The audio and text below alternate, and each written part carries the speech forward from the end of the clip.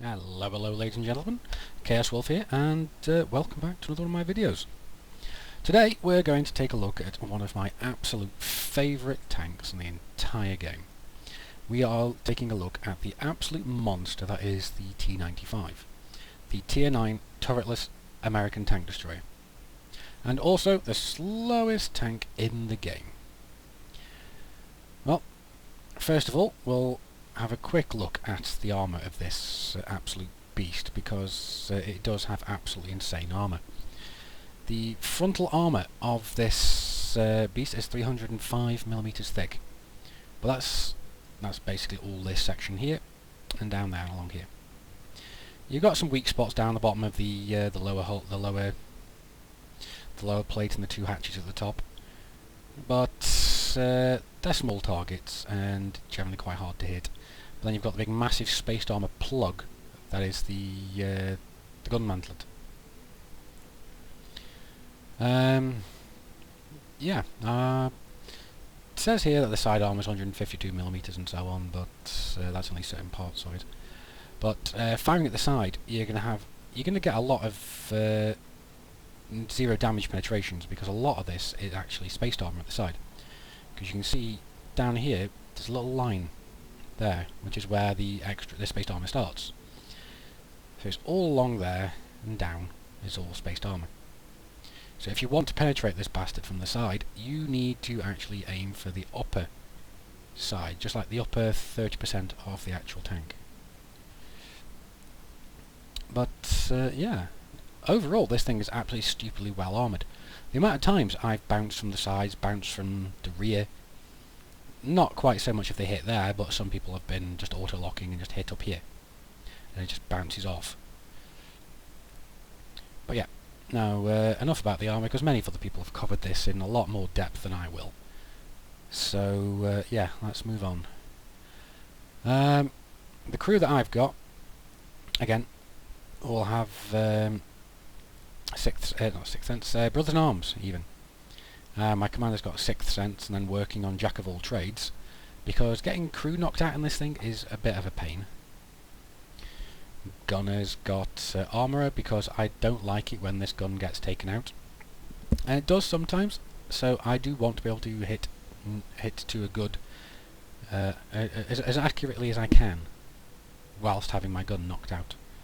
And then clutch braking, because yeah, you need clutch braking in this thing, because the traverse speed of this thing is 18 degrees a second, which is absolutely ridiculous.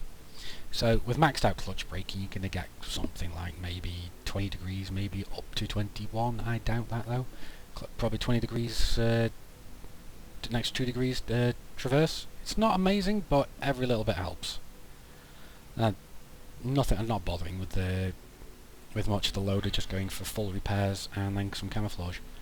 Because everybody else I'm going for repairs after, because this thing spends a lot of time tracked, and you want to get your tracks up as fast as possible. Well, equipment that I take on my one, at least, is as always, improved vents, but the aim time's okay on this thing, so I just want to get as many more shots off as I possibly can. So I go for a large caliber tank gun rather. And because this thing doesn't actually go that fast, 13 kilometers an hour maximum speed limit, it's actually really good for firing on the move. So enhanced gun lane drive, it really isn't really needed here. So instead, I put in a super heavy spall liner, because this thing is an artillery magnet. And if people get annoyed that they can't actually penetrate you with normal AP shells, they'll either switch to gold, or if they haven't got gold, they'll switch to HE. And basically, if they're firing HE at me, or even artillery's firing at me and just splashing me, I want to get as much protection from that as I possibly can. So 50% is really quite nice. And there's 50% less chance of my crew getting injured, which I basically add on top of with a large first aid kit with an extra 15% protection to them.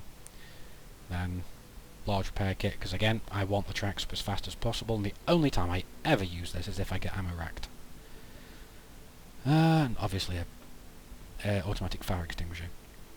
And on my particular ammo loadout, I've got 23 AP, 5 APCR, just in case I come across a mouse or something and I really want to kill it, or even an E100 from the front.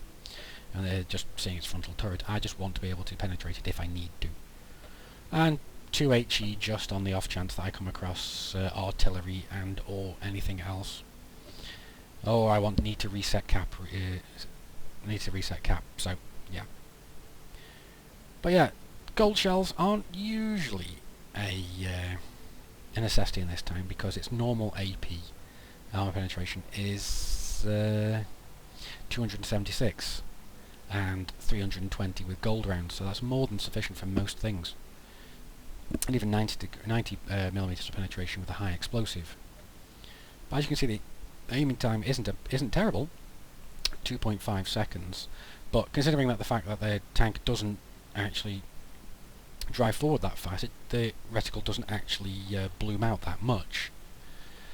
So yeah, like I said, 3.28 rounds per minute. I want to get more out of it. And it's not the most accurate gun in the game. It's 0.38 dispersion over 100 meters. It's not the most accurate, but it's not down with there with the Russians. But yeah, no, this is an absolute beast, and I love this tank. So we'll jump into some replays and see how it goes. And here we are on mines, and I am platooned with a clanmate of mine, Sanguine. He is driving his Tier 9 Waffenträger. You see him there, zipping off ahead. Whilst I am doing a little less zipping, a little more trudging behind. Yeah. This tank is certainly not the quickest of tanks. But we can see that our team is spreading out quite nicely. Quite a few people. 2 Type 59s, T29 going off towards the island, the hill even, along with the WZ. And we have a little light tank and a T25-2 going towards the island. But me, I am trying to make my way towards the around the right-hand side of the central hill whilst hugging the hill. You can see there, Sangui's already come across the AMX 5100. I'm checking to see if I've got any line of sight to, but sadly no, I don't. So, sorry dude, you're on your own.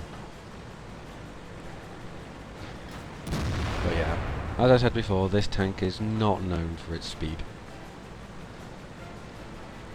Which is fair enough. If this tank actually did like 30 kilometers an hour, it would be seriously overpowered. But for what it lacks in speed, it more than makes up for in other areas.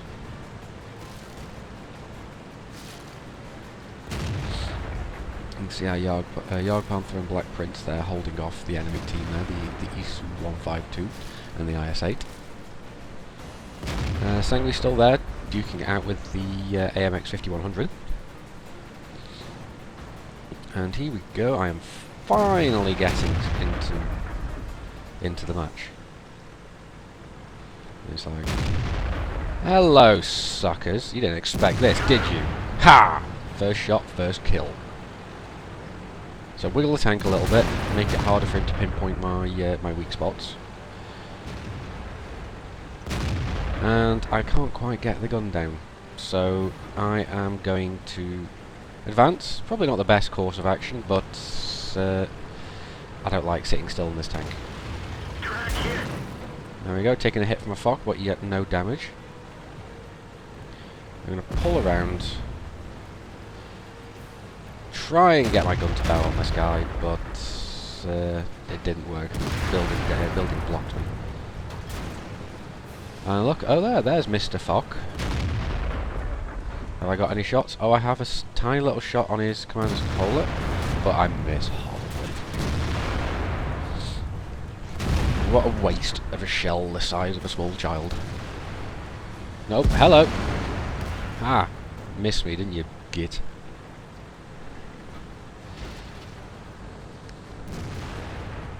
T95, evasive maneuvers.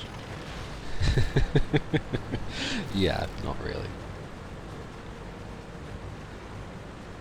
And yet the new calling started again. I really hate that at this game. It's so demoralising for the rest of the team. No, I'm rolling forwards, but everybody else is focusing on me. There we go. Tiniest little shot of that guy, but no, shell goes low and miss. Hit the rock in front of him. There we go. Artillery hits me. And yeah, it's not the first artillery hit I've had this game. And I don't think it'll be the last, although I do get my revenge, I believe. Got taking hits from left, right and centre, so I better back off, angle my armour a little better, keep moving, try and avoid all the incoming artillery fire, because as I said previously, artillery is the bane of this tank. We've got our Black Prince pushing around to try and take out that VK-4502. Yeah. Not sure the Black Prince is going to be able to do too much about it, considering that he's a lower tier tank than the... yep, no, he gets taken out. And right now it's at 8-8, so we are kind of even-ish at the moment as tanks go. But they have got a heavy tank left, and we've only got tank destroyers and 2 artillery. Both me and Sangri are both on 1 kill each. But no, just lost another one of our TDs. We have another T-95 just across from me, and he's on 3 kills already.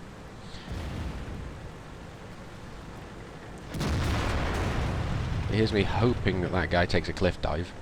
But no, he's not gonna. So I'm not gonna be reversing around to give him the top of my tank. I'm going to let Sangri and the other T-95 take care of him. So I move out towards...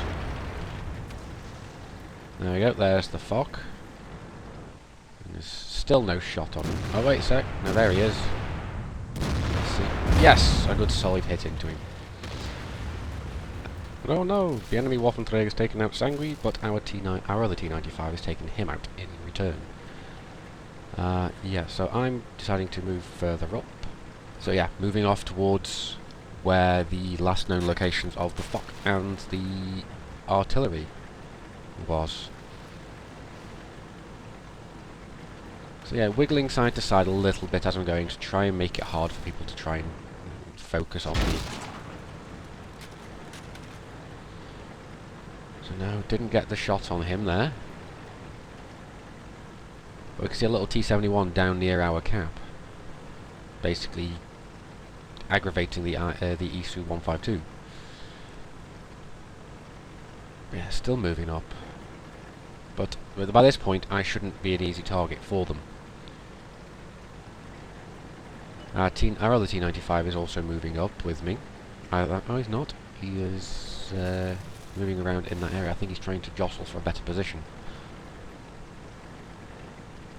Now we lost our ISU there to the T-71, and I believe he's going to go for our artillery now. Our artillery is completely undefended, and there goes the Lorraine. But no, I don't have the time to turn around and aim for him yet. And then the Fock takes a cliff dive. But he's driving straight towards our other T-95. And here's me trying to turn around and help him. Because the Fox has taken out our other T-95.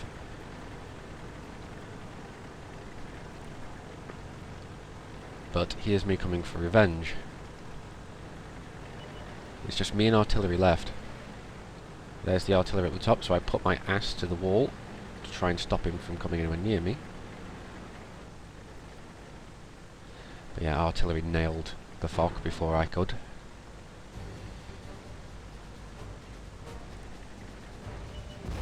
Oh, and there's the S-51. Yeah, can't move fast enough now, can you? Arty kill number 1. I remember what you did to me earlier. Yeah, no shot on the SU-14-1. And that would be the T-71 going into the cab trying to take out the artillery.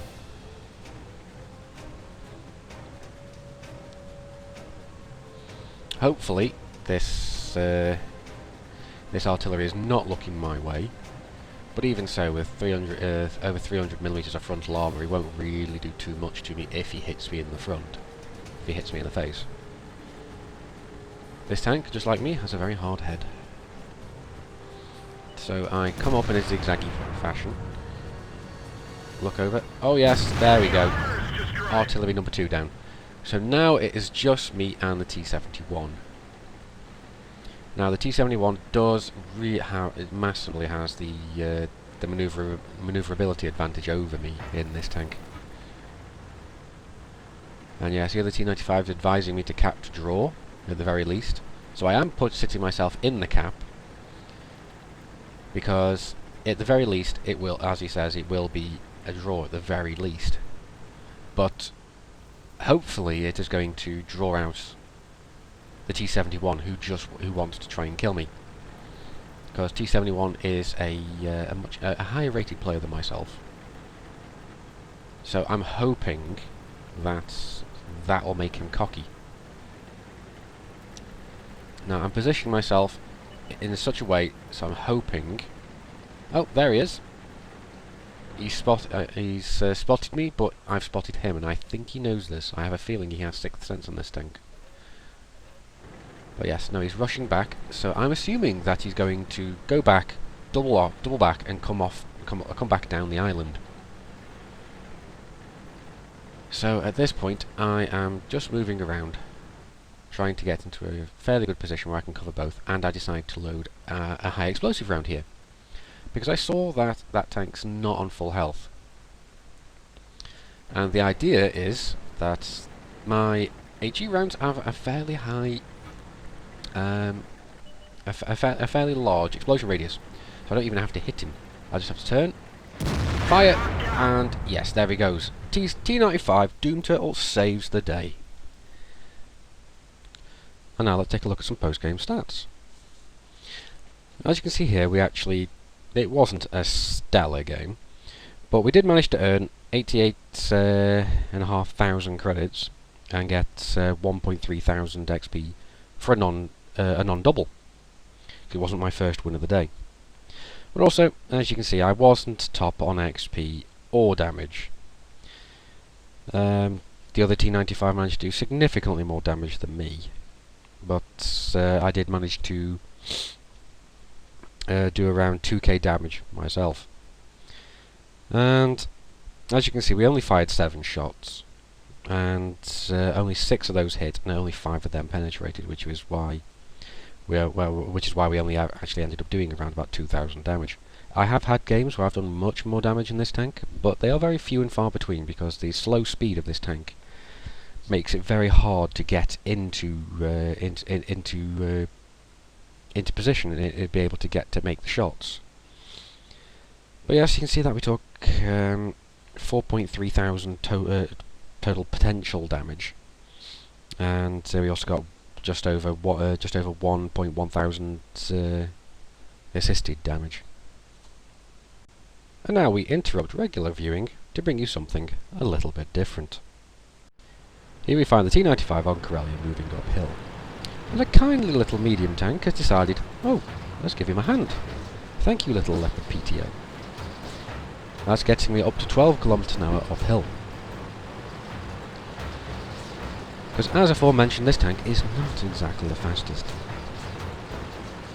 But I look up, we see the elk heading out to go and scout the flank that you know the enemy's going to be. Then all of a sudden, oh no, he's coming back. Is this guy a wuss? Is he running away before the enemy even show up? Whoop, he nearly flies off the map doing it. But no, now he turns around, and what could he be doing? Oh no! Ah! Oh my god, little light tank coming to help push the T-95 uphill. I don't think I thanked you too in-game, but if you're watching this, thank you much for that. I was laughing way too much to actually thank you at this point. And now we resume normal broadcasting to bring you something a little bit more serious. This time, the T-95 finds itself on the Abbey map, and we are platooned with another T-95, a friend of mine called Siwi. And we're moving down the 8-9 line, because the other flanks seem to be fairly well taken care of themselves, and along with all the standard base campers. Now our T-30's just gone and taken out an AT-15. There we go, first bounce of the game from a Stur ammo. But I'm not stopping for this, because if I stop here, then we give the enemy time to move forward, which is what we don't want. Another bounce there from an AMX AC, another Stur ammo bounce. And there we go, hello! First shot, first damage against the IS-8. We're moving forward, trying to save this T-30, yet I don't think we're going to be... No, we are not. Not going to be successful at all. Just waiting for the reload. And missed the shot against the Fock. But here comes the enemy T-95. So, do the T-95 jiggle. And he fires, but fires at my friend behind me. So I take shots at the cupola and take out the T-95. Take a bounce from the Tiger and the Fock again. The Fox decides to switch to gold, yet we are still bouncing his shots. So, wiggling around whilst reloading, I don't want to give them an easy target. And here comes the Fock again, aim for his lower glacis and take him out as well. Yes, and there is the IS-8 in the background. So, hanging back, trying to get some good shots on the cupola of the Tiger, get another solid hit in there, and another bounce. Now, Sui is moving up to try and take some more, try and take some shots himself, so we can get these guys down faster. And there we go. We get an artillery strike taking out the Tiger there, and we decide to move up. So we're pushing these guys back. We need to take this flank. The other flank is in danger, and we need to move up.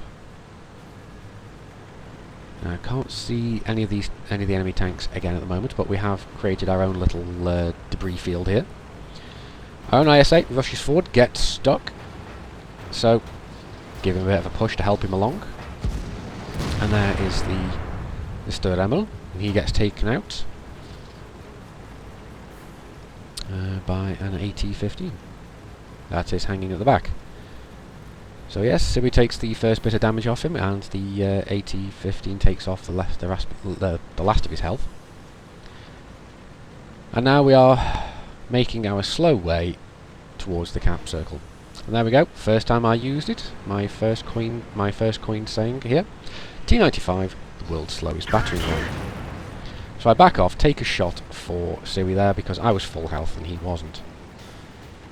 We turn around, aim over, but no. Take that, get a bit too excited and take that shot right into the hull, the dead hull of the AT-15. But our own AT-15 is now putting withering fire into the AT-8, the IS-8 even.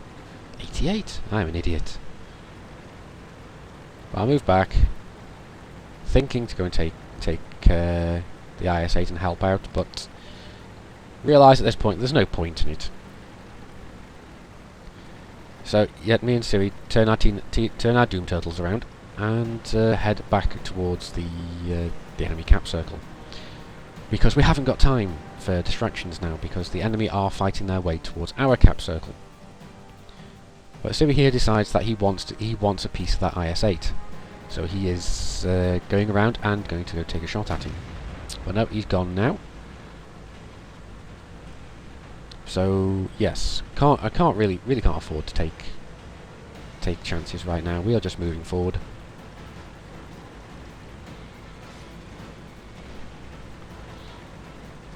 The IS-8's already driven over the cap circle. He's driving up behind the M103. We also have a T-28 Prot still left in near our cap circle. The only one that I'm not sure where it is the enemy IS-8 that's still alive. But pretty much our usefulness here is virtually ended. So I'll skip forward and yeah, we end up sitting just on the cap circle because there's nothing else we can do now. So yeah, I think it's time to take a look at some post-game stats. And there we go, end of the match. And again, this is not the first one of the day, so we have 74,000 credits and 1,500 XP. This time we are top for XP, but again we are not top for damage. As I said previously, this tank, the T95, is extremely limited by its top speed and its manoeuvrability. But we did manage to bag 2 kills. We fired a grand total of 6 shots, 5 of which hit, 4 of which penetrated, for a total of 2,090 damage. In return, we took 9 hits, 1 of which penetrated as the other 8 bounced. And we also got 3,220 potential damage received, and 2,500 assisted damage. But yes, no, I hope this has actually given you a bit of more of an insight to the Doom Turtle. I know pretty much everybody and their dog has done a Doom Turtle video, and I thought it was only time that I did one, considering how much I love this tank. But yes, this has been ChaosWulff. Thank you very much for watching again, and if you like this video, please consider rating it, and if you would like, please subscribe to the channel, and I'll see you around.